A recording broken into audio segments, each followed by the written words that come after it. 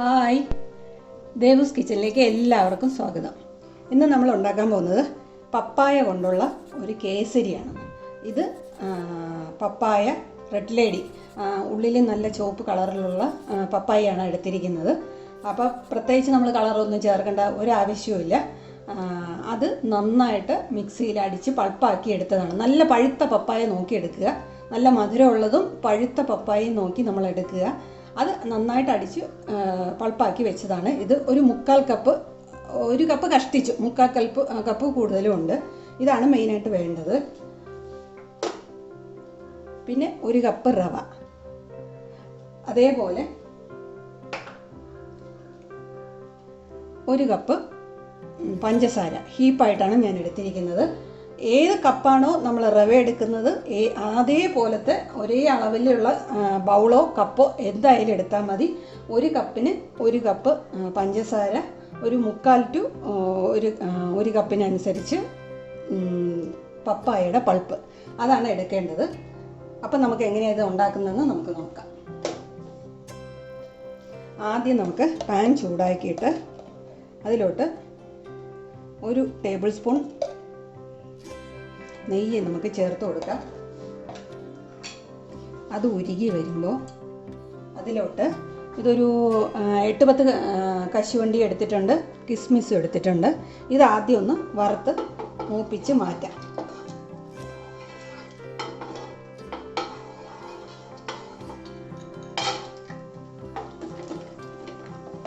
ഇത് അണ്ടിപ്പരിപ്പൊക്കെ മൂത്തിട്ടുണ്ട്, കിസ്മിസും ഒക്കെ മൂത്തിട്ടുണ്ട്. ഇത് നമുക്ക് കോരി മാറ്റാം.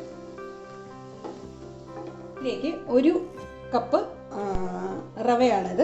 അത് നമുക്ക് ഇട്ട് കൊടുത്ത് വറുക്കാം. മെഷറിംഗ് കപ്പ് തന്നെ വേണമെന്നൊന്നുമില്ല. ബൗളായാലും ഗ്ലാസ് ആയാലും മതി.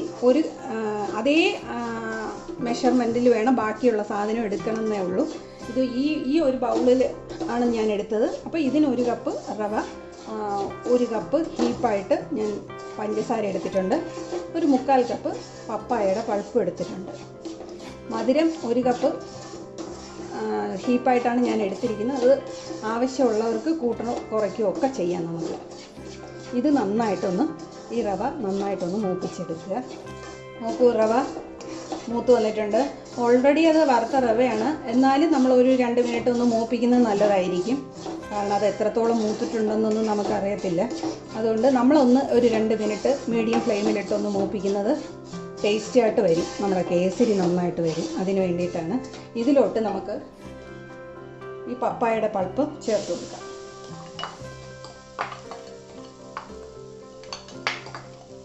എന്നിട്ട് ഇത് നന്നായിട്ട് ഇതുമായിട്ടൊന്ന് മിക്സ് ചെയ്ത് യോജിപ്പിച്ച് ഈ പപ്പായയുടെ ഒരു റോ സ്മെല്ലൊക്കെ ഒന്ന് മാറും.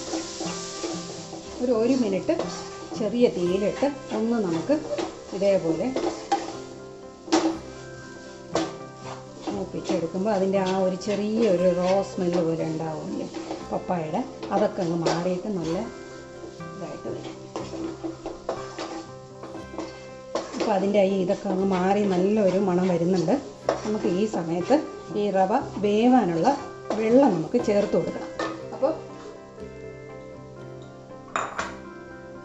1 കപ്പ് റവയാണ് എടുത്തത്. അപ്പോൾ ഏകദേശം ഒരു 2 കപ്പ് വെള്ളം നമുക്ക് ഇതിലോട്ട് ചേർത്ത് കൊടുക്കണം റവ വേവാൻ വേണ്ടി. 2 കപ്പ് വെള്ളമാണ് ഞാൻ ചേർത്ത് കൊടുക്കുന്നത്.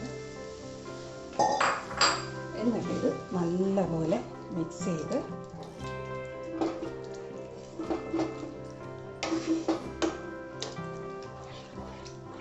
കട്ടയൊക്കെ ഒന്ന് ഉടച്ച് കൊടുത്ത്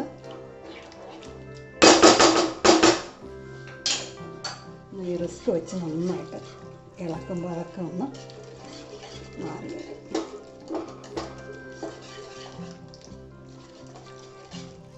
തീ ചെറുതാക്കി തന്നെ വയ്ക്കുക. എന്നിട്ട് പതുക്കെ ഇതിങ്ങനെ ഇളക്കി കൊടുക്കുമ്പോൾ അതൊക്കെ കട്ടയൊക്കെ അങ്ങ് ഉടഞ്ഞ് നമ്മുടെ നേരെയായിട്ട് വരും. കണ്ടോ, കട്ടയൊക്കെ അങ്ങ് മാറി നന്നായിട്ട് വറ്റി വന്നിരിക്കുന്നു.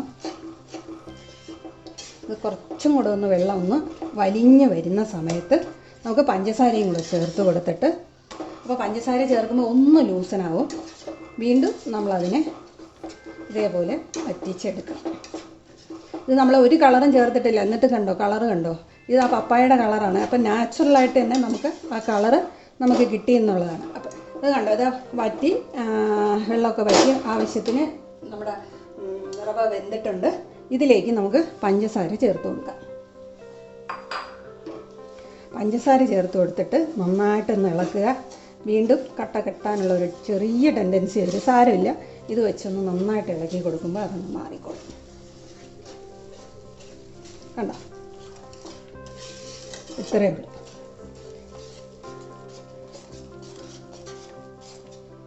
കണ്ടോ ലൂസനായത്, ഇത്രയേ ഉള്ളൂ. ഇതാ കട്ടയൊന്നും കെട്ടാതെ നന്നായിട്ട് വന്നിട്ടുണ്ട്. ഇത് വെച്ച് നമ്മൾ നന്നായിട്ടൊന്ന് മിക്സ് ചെയ്യുമ്പോഴത്തേക്ക് അതൊക്കെ അങ്ങ് മാറി നമ്മുടെ ഇനി ഇതിപ്പോൾ നന്നായിട്ട് ഈ പഞ്ചസാരയും റവയും നമ്മുടെ പപ്പായ എല്ലാം ചേർന്ന് മിക്സായി നന്നായിട്ട് യോജിച്ച് ഇത് നമ്മൾ വറ്റി വരാം.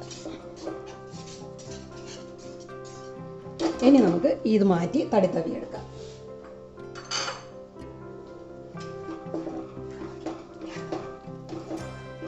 ഈ സമയത്ത് നമുക്ക് 1 ടേബിൾ സ്പൂണും കൂടെ നെയ്യ് ചേർത്ത് കൊടുക്കാം.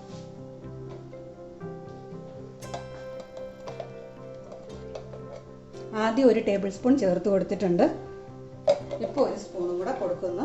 ഇനി 1 സ്പൂണും കൂടെ നമ്മൾ അവസാനം ഈ നെയ്യ് ഇതുമായിട്ട് യോജിച്ച് ഇതെല്ലാം വരട്ടി എടുക്കുന്ന അതെല്ലാം അങ്ങ് വറ്റി വരുന്ന സമയത്ത് വീണ്ടും നമ്മൾ 1 ടേബിൾ സ്പൂണും കൂടെ ചേർത്ത് കൊടുക്കും. നെയ്യ് എത്രത്തോളം ചേർത്ത് കൊടുക്കുന്നു അത്രത്തോളം കേസരിക്ക് ടേസ്റ്റ് കൂടും.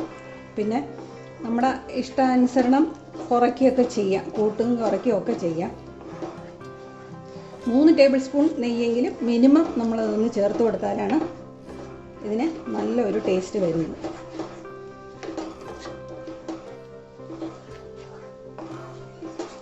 ഇതിലേക്ക് നമുക്ക് മധുരം ഒന്ന് ബാലൻസ് ചെയ്യാൻ വേണ്ടി 1 പിഞ്ച് ഉപ്പ് നമുക്കൊന്ന് ചേർത്ത് കൊടുക്കാം.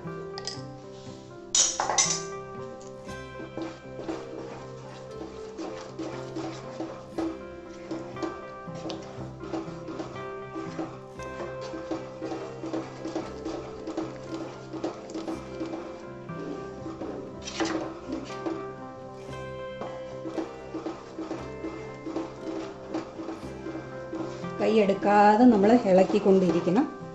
അടിക്കൊന്നും പിടിക്കരുത്. സൈഡിൽ നിന്നൊക്കെ നമ്മളൊന്ന് വിടിയിച്ച് കൊടുത്ത് ഇത് നമ്മൾ ഇളക്കി ഇത് വരട്ടിയെടുക്കണം. ഈ പാത്രത്തിൽ നിന്ന് വിട്ട് വരുന്നതാണ് ഇതിൻ്റെ ഒരു പാകം. ആ സമയത്താണ് നമ്മൾ നെയ്യ് പുരട്ടിയ വേറൊരു പാത്രത്തിലേക്ക് നമ്മളിതങ്ങ് മാറ്റുന്നത്.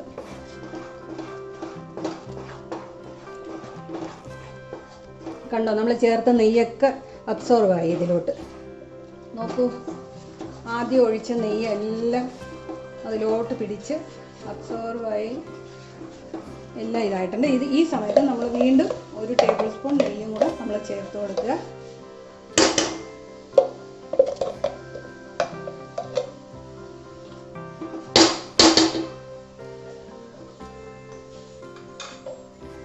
എന്നിട്ട് ഇത് നന്നായിട്ട് ഇതുമായിട്ട് ഇനി യോജിപ്പിക്കുക.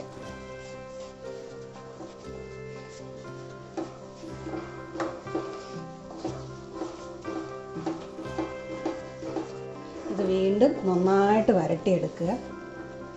പാത്രത്തിൽ നിന്നൊക്കെ വിട്ട് വരുന്ന ഒരു പാകമാകും. ഇത് ചെറുതായിട്ട് വിട്ട് വരാൻ തുടങ്ങിയിട്ടുണ്ട്. കുറച്ചുകൂടെ ഒന്ന് പൊക്കോട്ടെ.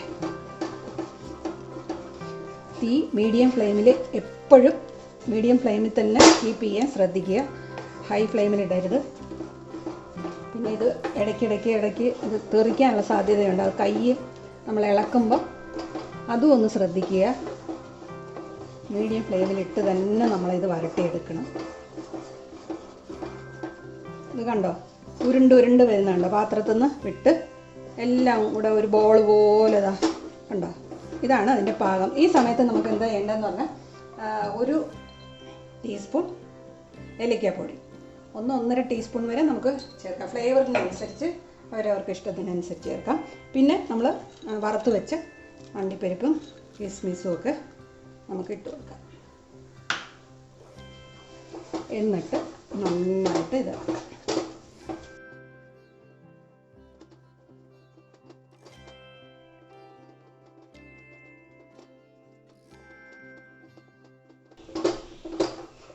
നമുക്ക് ടൂട്ടി ഫ്രൂട്ടി ഇടാം. അതും പപ്പായയുടെ അത് റോ ആണ്, പച്ച പപ്പായ നമ്മൾ ഇതാക്കി കളറൊക്കെ ചേർത്ത് എടുക്കുന്നതാണ് ഈ ടൂട്ടി ഫ്രൂട്ടി. അതും വേണമെങ്കിൽ നമുക്കിതിൽ ചേർക്കാം, അപ്പോൾ കളർഫുള്ളായിട്ടൊക്കെ ഉണ്ടാവും. അതൊക്കെ നമ്മുടെ ഇഷ്ടം പോലെ. ബദാം വേണമെങ്കിൽ ചേർക്കാം.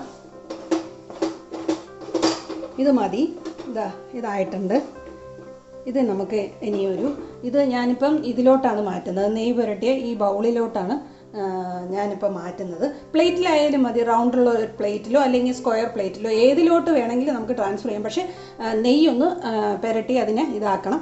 അത് കഴിഞ്ഞിട്ട് അതിലോട്ട് നമുക്ക് ട്രാൻസ്ഫർ ചെയ്ത് വെച്ചിട്ട് തണുത്തതിന് ശേഷം നമുക്ക് എടുക്കാം. ഇതിപ്പോൾ ആയിട്ടുണ്ട്. ഞാൻ തീ ഓഫ് ചെയ്യുകയാണ്. ഇനി നമുക്കത് ആ മോൾഡിലോട്ട് നമുക്കങ്ങ് മാറ്റാം. അങ്ങനെ നമ്മുടെ ടേസ്റ്റിയായ പപ്പായ കേസരി നമ്മൾ റെഡി ആയിട്ടുണ്ട്.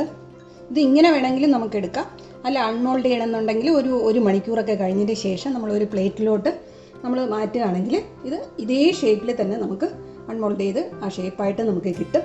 അല്ല അത് വേണ്ടെന്നുള്ളവർക്കാണെങ്കിൽ ഇങ്ങനെ തന്നെ നമുക്ക് കഴിക്കാവുന്നതാണ്. വളരെ ടേസ്റ്റിയാണ്, വളരെ എളുപ്പത്തിൽ നമുക്ക് ഉണ്ടാക്കാൻ പറ്റുന്നതാണ്. എല്ലാവരും ഒന്ന് ട്രൈ ചെയ്ത് നോക്കുക. ഇതിൽ ഒരു ആർട്ടിഫിഷ്യൽ കളറോ ഒന്നും നമ്മൾ ചേർത്തിട്ടില്ല.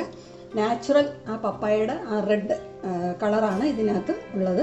അതേപോലത്തെ പപ്പായ എടുക്കാൻ ശ്രമിക്കുക. എല്ലാവരും നല്ല പഴുത്ത പപ്പായ നോക്കിയിട്ട് ഇതേപോലെ റെഡ് കിട്ടുന്നത് നോക്കിയിട്ട് എടുക്കുകയാണെങ്കിൽ വളരെ ടേസ്റ്റി ആയിട്ട് നല്ല കളർഫുള്ളായിട്ട് നമുക്ക് ഉണ്ടാക്കിയെടുക്കാൻ പറ്റും.